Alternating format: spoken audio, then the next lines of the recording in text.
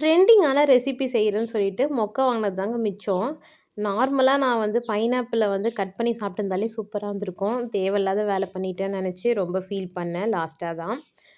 வீடியோவ வந்து ஸ்கிப் பண்ணாம பாருங்க. இதில கொஞ்சமா வந்து தனி மிளகாய் தூள் சேர்த்துக்கணும். ஒரு 1/2 ஸ்பூன் அளவு தாங்க சேர்த்தேன். அதே மாரி கொஞ்சமா சாட் மசாலா, கொஞ்சம் உப்பு, கொஞ்சம் சர்க்கரை, அப்புறம் லெமன் கொஞ்சமா பிழிஞ்சு விட்டுக்கோங்க. அதுக்கப்புறம் நல்லா மேரினேட் பண்ணிட்டு ஒரு 5 மினிட்ஸ் கிட்ட ஊற வச்சிருந்தேன். அதுக்கப்புறம் பார்த்தீங்கன்னா, ஒரு 2 பட்டர் கிட்டயே நான் வேஸ்ட் பண்ணிட்டேன் போல. 2 பட்டர் போட்டிருந்தேன்.